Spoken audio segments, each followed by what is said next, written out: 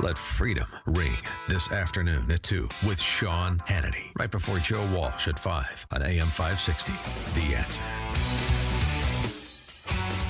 Top of the morning, Dan and Amy. So in advance of the CNN town hall with 5 of the Dem socialist presidential aspirants this week, and then the She the People event, and then Biden's announcement. That She the People event was insufferable. And that's the reason why Joe Biden, he was supposed to announce on Wednesday, but he put it off until Thursday because he didn't want to steal any attention away from She the People. Well, he didn't want to get more heat from women than he's already getting, starting with Anita Hill and the immediate aftermath of his announcement. But before all of that, sort of framing the week, making a splash again, Elizabeth Warren, getting credit for ambitious policy proposals. Okay, well, all right. It's ambitious.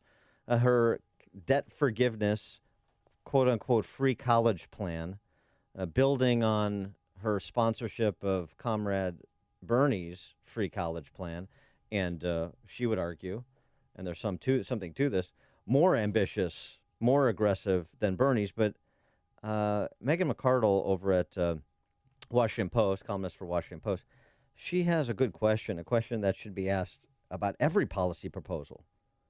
Cui bono? Who benefits? And we're pleased to be joined now by Megan McArdle, who is also the author of an excellent book. We had her on when I was on WLS a couple of years ago.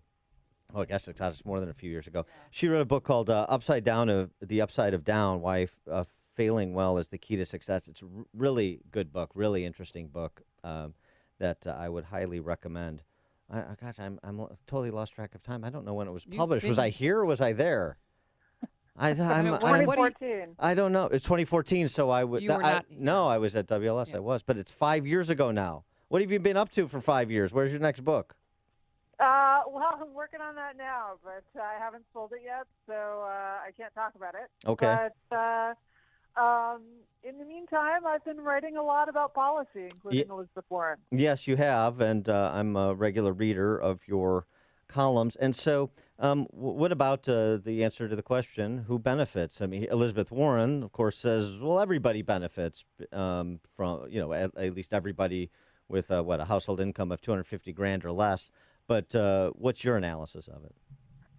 Well, there is this weird thing in the Democratic Party where all of their policy initiatives have this cutoff at $250,000, where they say we're only going to tax the rich, and then we're only going to give benefits to struggling families. And apparently everyone who makes less than $250,000 a year is a struggling family, and everyone who makes more than that is rich.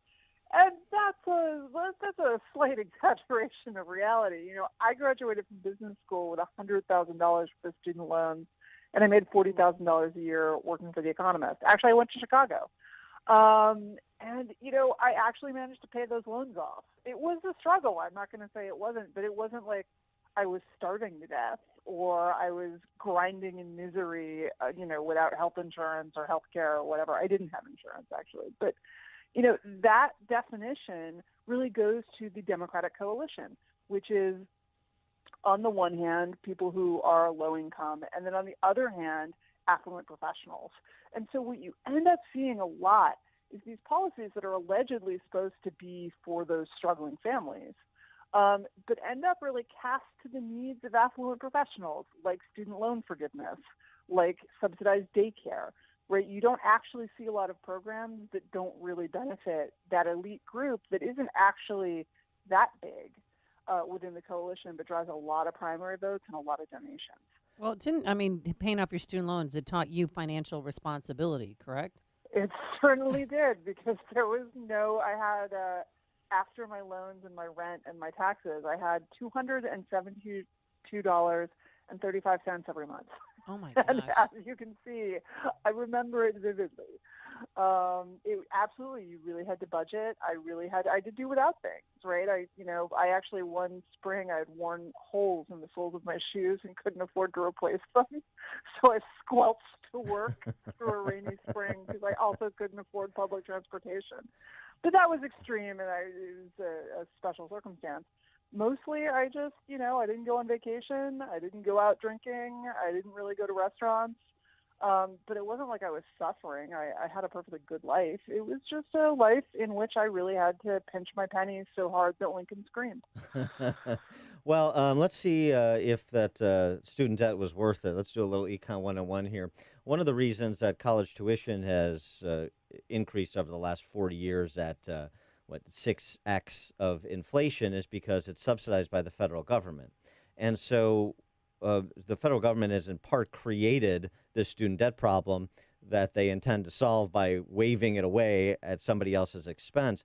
But if they're going to continue to subsidize it, why shouldn't we expect what's happened over the last 40 years to continue? Well, yeah, I mean, you've got this situation where, look, college graduates make a lot more than people without. And I think that is actually a problem that America needs to address. The fact that, my grandfather barely finished high school, wasn't academic, had a small business in a small town, and had a pretty good life, coming up from absolutely nothing. And those roots seem to be closing off for people who maybe aren't inclined to go to college or don't have the resources or whatever it is. That ability to just have a good life without it seems to be a lot less than it used to be. And I think that is actually a huge problem. But what's happened is we looked at this and we said, okay, we're gonna offer these loans so everyone can go to college. And what ended up happening was the colleges said, oh, okay, you're going to borrow. If you can borrow a lot of money, I can raise tuition.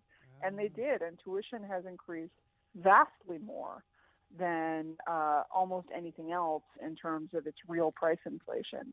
And so, look, the kind of economic logic of, well, I'm going to make more money later. I'll borrow a little bit of it now and then use it to invest. And then I'll come out and the bank and I will both be better off. The problem is that because the government has written these loans so indiscriminately, because they're so heavily subsidized, students don't really think about, well, is my master's degree in puppetry actually going to pay off? And so that's an actual case. That's an extreme case, right? Yeah. But it is a case where you look at, banks. I took out private loans for much of my graduate education and a little bit of subsidized government loans, but mostly private loans. And, the bank underwrote it pretty heavily because they are worried about getting paid back. But the federal government does none of that. And that has even more than just the loans themselves exacerbated the problem of massive tuition inflation and people not really thinking about, when I get out, am I actually going to be generating the money that I need to pay this degree back? Well, there's a simple response to that problem. You just set a minimum salary for puppeteers.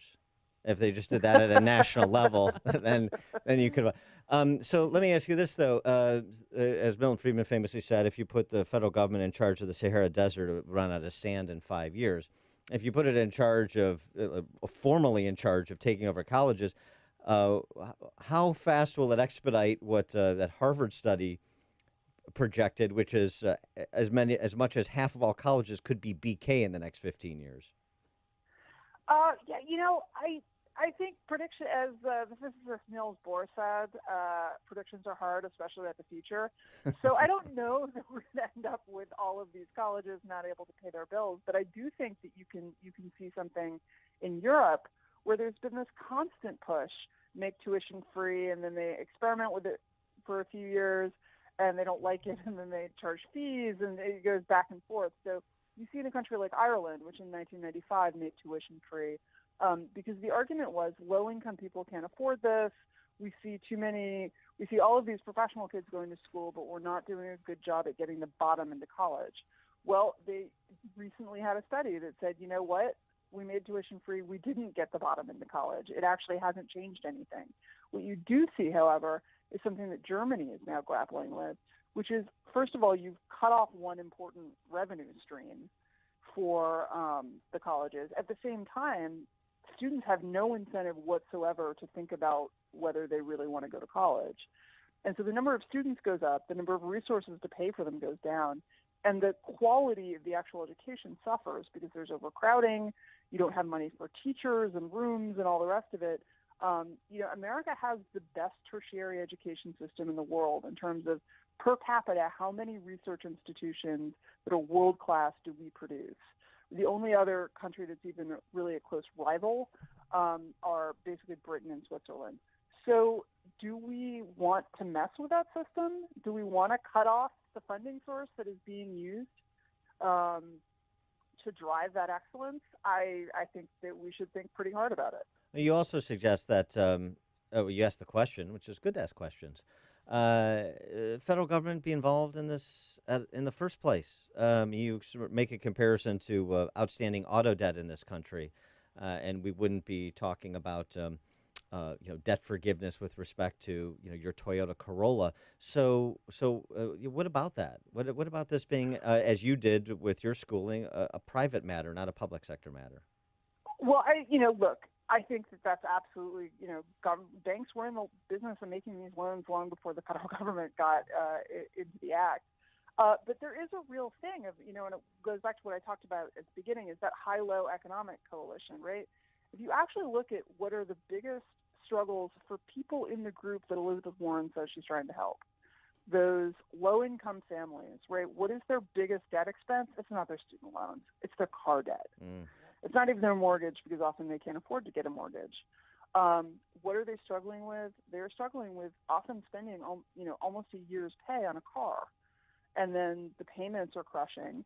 Right? No one suggests, and you do need a car to get gainful employment in most of America. So no one suggests, well, this is a terrible burden on those families. We really need government action to help them get the automobiles that they need. And in part, that's because the environmentalists wouldn't like that and so forth.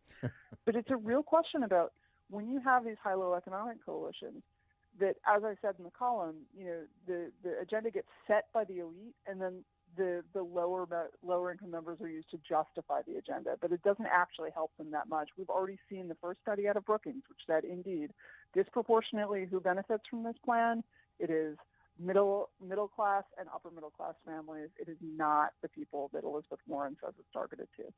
She is Megan McArdle. That's a thoughtful point from a provocative column. That's what she does at Washington Post. Check out her book, The Upside of Down, Why Failing Well is the Key to Success, and we'll look forward to a forthcoming book. We're also happy to hear that you have a reliable pair of shoes now to walk to work. Yes, I am beyond that fiscal crunch. Good. Very good. And you can eat ramen noodles, not generic ramen noodles. Right. So you get the good stuff, name brand. I pay the full freight for name brand ramen now. It's pretty great. Megan McArdle, thanks for joining us. Appreciate it. Thanks. And she joined us on our turnkey.pro answer line. Connect with Dan and Amy using the AM560 mobile app. Download it today at 560theanswer.com/mobile.